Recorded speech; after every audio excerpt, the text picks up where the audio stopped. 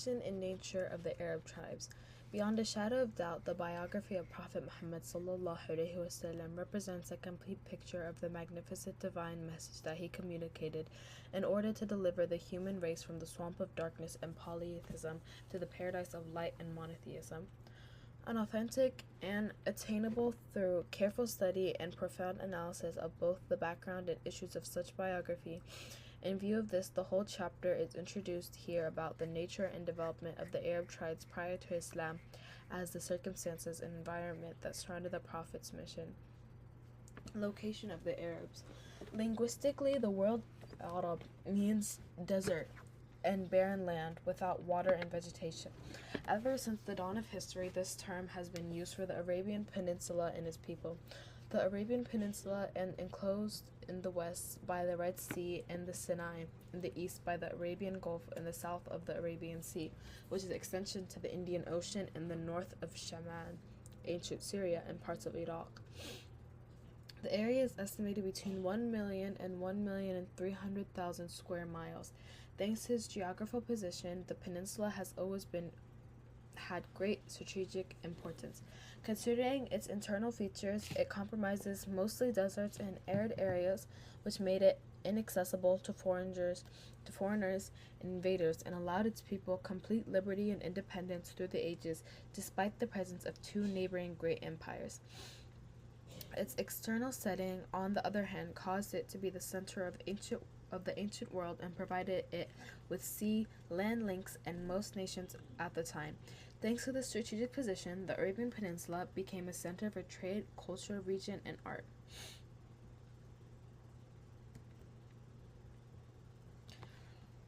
Arab tribes. Arab people have been divided according to the lineage into three groups. Parish Arabs, the ancient Arabs of whose history little is known, and whom were Ad, Thamud, Tasam, Majadis, Amlaq, and others. Pure Arabs. They originated from the progeny of Yarub bin Yashrub bin Khatin and were also called Khatinian Arabs. Arabized Arabs.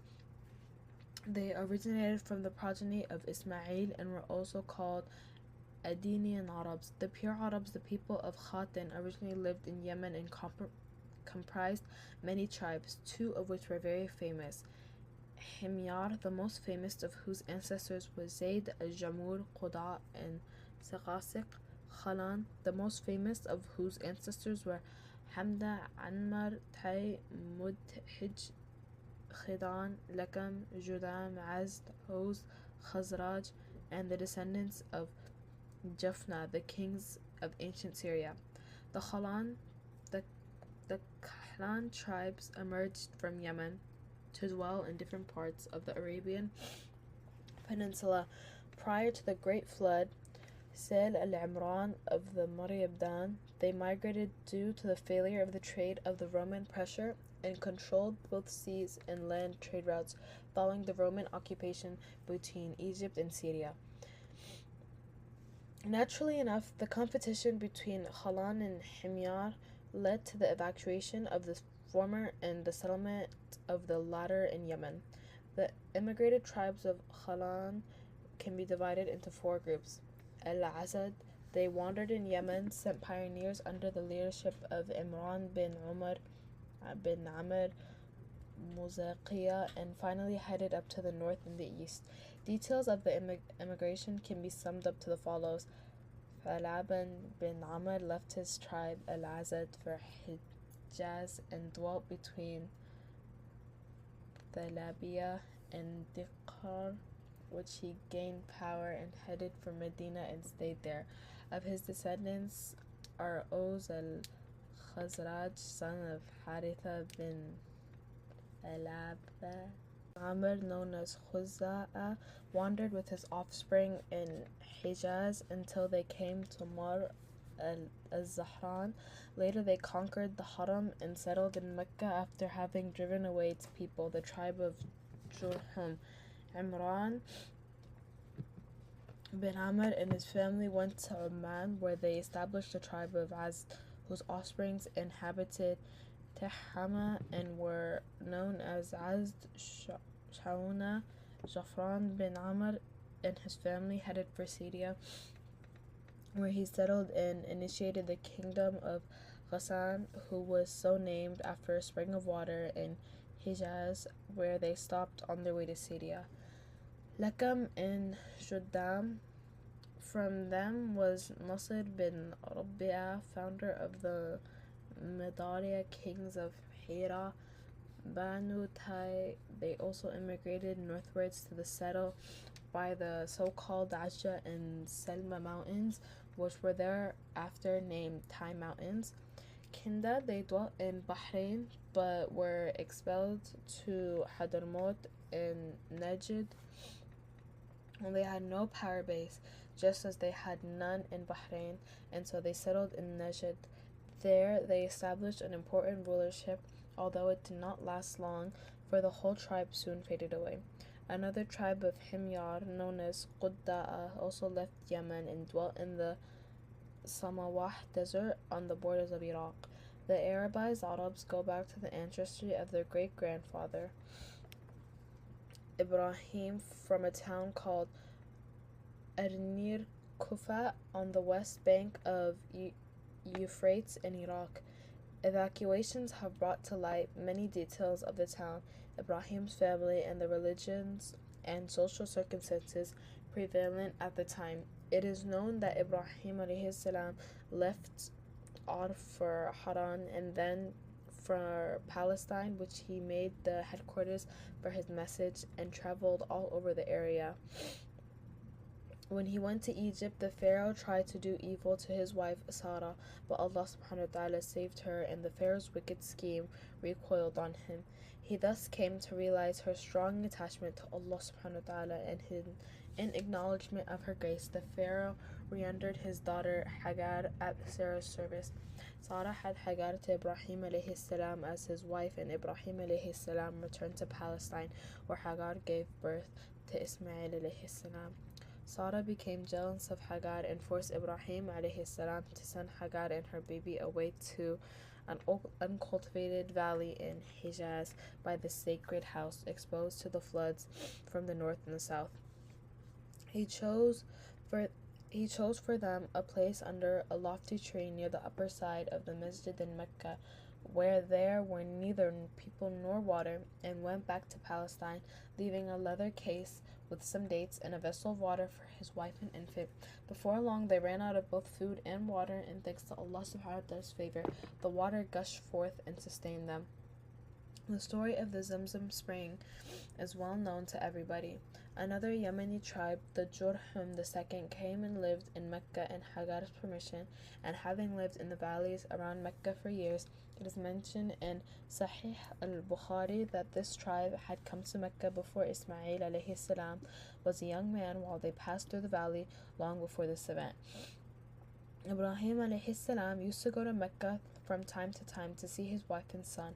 The number of these journeys is still unknown, but dependable historical references have mentioned 4 instances. Allah subhanahu wa ta'ala, the Sublime, states in the Noble Quran that he caused Ibrahim alayhi salam to see in the dream that he was sacrificing his son Ismail alayhi salam, and therefore Ibrahim alayhi salam prepared to fulfill his order. Then when they had both submitted themselves to the will of Allah subhanahu wa ta'ala, and he had laid prostrate on his forehead or on the side of his forehead for slaughtering, and we called out to him, O Ibrahim alayhi salam, you have fulfilled the dream, vision. Verily thus do we reward the muhsinun, good doers, who perform good deeds, totally for Allah subhanahu wa ta'ala's sake only, without showing off to gain praise or fame, etc. And do them in accordance to Allah subhanahu wa ta'ala's orders. Verily that indeed was a manifest trial, and we ransomed him with great sacrifice. It is mentioned in the Genesis that Ismail alayhi salam was 13 years older than his brother Ishaq. The sequence of events of the stories of the sacrifice of Ismail alayhi salam shows that it occurred before Ishaq's birth, and that Allah subhanahu wa ta'ala's promise to give Ibrahim alayhi salam another son, Ishaq, came after the narration of the whole story. This story speaks of at least one journey before Ismail alayhi salam became a young man. Al-Bukhari, on the authority of Ibn Abbas, reported the other three journeys, a summary of which goes as follows. After Ismail alayhi salam became a young man, having learned Arabic from the tribe of Jurhum, who had an admiration and affection for him, and gave him one of the women as his wife, his mother died. Desiring to see his wife and son again, Ibrahim alayhi salam came to Mecca after Ismail's marriage, but he did not find him at home. He asked Ismail's wife and her husband how they were doing. She complained of poverty, so he asked her to tell Ismail alayhi salam to change his doorstep. Ismail alayhi salam understood the message, divorced his wife, and got married again. According to the most common narration, he married the daughter of Mudud bin Amr, chief of Jurham tribe. Once more, Ibrahim alayhi salam came to see his son, but did not find him at home. He asked his new wife the same question, upon which she thanked Allah subhanahu wa ta'ala. Ibrahim alayhi salam asked her to tell Ismail alayhi salam to keep his doorstep, to keep his wife, and went back to Palestine. A third time, Ibrahim alayhi salam came to Mecca to find Ismail alayhi salam sharpening an arrow under a lofty tree near Zamzam. The meeting, after a long journey and separation, was very touching for a father so affectionate and a son so dutiful and righteous. The time father and son built Al-Kaaba and raised its pillars in compliance with Allah subhanahu wa ta'ala's commandment. Ibrahim alayhi salam called the people to perform pilgrimage to it. By the grace of Allah subhanahu wa ta'ala, Ismail had 12 sons from the daughter of Mudad, whose names were Nabit, Qidar, Adbal, Mibsham, Mishma, Dumma, Misha, Hudud, Yatma, Yutur, Nafis, Kidman, and who ultimately formed 12 tribes inhabiting Mecca and trading between Yemen, Sham, Syria, and Egypt. Later on, these tribes spread all over and even outside the peninsula, after which their offspring became untraceable except for the descendants of Nabit and Qadar. The Nabitian son of Nabit established a flourishing civilization in the north of Hijaz, instilled a powerful government that spread its domain over all neighboring tribes and made Petra to the capital. Nobody dared challenge the authority until the Romans managed to vanquish their kingdom later. A group of research scholars inclined to view the Ghassanid kings along the Oghuz and the Khazraj and the Qahtanians, but rather descendants of Nabit, the son of Ismail alayhi salam, who remained in the region. Imam al-Bukhari also inclined to his view, and Al-Hafiz ibn Hajar preferred the view that Khatan was among the descendants of Nabit. Descendants of Qidar, the son of Ismail alayhi salam, multiplied in number and lived in Mecca for a long time.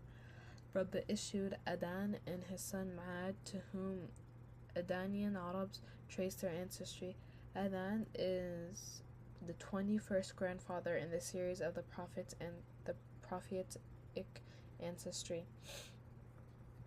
It was said that whenever Prophet Muhammad ﷺ spoke of his ancestry, he would stop at Adan and say, "Genealogist tells lies," and did not go further than him. A group of scholars, however, favored the probability of going beyond Adan, considering the formulated hadith to be inauthentic. They went on to say that there were exactly 40 fathers between Adan and Ibrahim. Nizar Ma'ad's only son had 4 sons who branched out into 4 great tribes: Hayad, Ammar, Rabi'ah, and Mudar.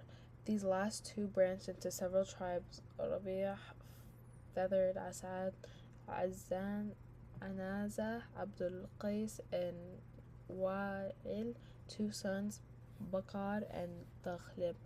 Hanafa, and many others. Mudar tribes branched out into two great divisions, Qais Ali bin Mudar and the tribes of Ilyas bin Mudar. From Qais Ali came Banu Sulaiman, Banu Hawazin, and Banu Ghatafan, of whom descended Abs, Duhbayn, Ashja, and Ghani bin Asur. From Ilyas bin Mudar came Tamim bin Murah, Hudahil bin Mudrikah, Banu Asad bin Khuzumah, and the tribe Kinna bin Khuzumah, of whom came the Quraysh, the descendants of Fihr bin Malik bin An Nadar bin Kinna.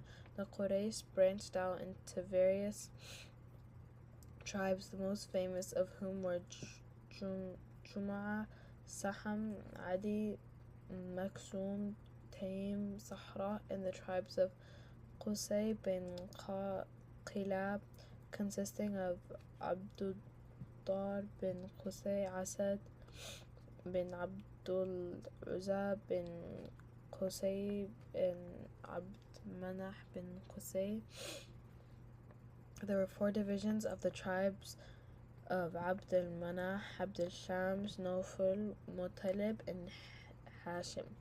It is, however, from the family of Hashim that Allah subhanahu wa ta'ala selected the Prophet Muhammad bin Abdullah bin Abdul Muttalib bin Hashim. The Prophet Muhammad sallallahu alayhi wasallam said, Allah subhanahu wa ta'ala selected Ismail alayhi salam from the sons of Ibrahim, Kinna from the sons of Ismail alayhi salam, Quraysh from the sons of Kinana, Hashim from the son of Quraysh, and he selected me from the sons of Hisham. Al-Abbas bin Abdul Muttalib quoted Allah subhanahu wa ta'ala's prophet as saying, Allah subhanahu wa ta'ala created the creatures and made me among the best of them. He chose the tribes and selected me from the best whereof, and he chose families and made me among the best of them. Then he chose the households, making me among the best of the households. I am the best of them in person and the best of them in household. After increasing in numbers, the children of Adan spread out over Arabia in pursuit of pastures and water.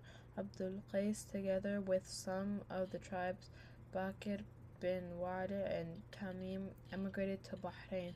Banu Hanaf bin Sa'ab bin Ali bin Bakr went to settle in Hajr, the capital of Yamamah. All the tribes of Bakr bin Wa'il lived in the area of the land that included Yamamah, Bahrain, Saif, Kazima, the seashore, the outer borders of Iraq, Ablah, and Hayt. Most of the tribe of Taghlib lived in the area around the Euphrates, while some of them lived in Bakr. Banu Tamim lived in the desert of Basra. Banu Sulaiman in the vicinity of Medina, on the land stretching from Wadi al-Qura to Khaybar onwards to Hara.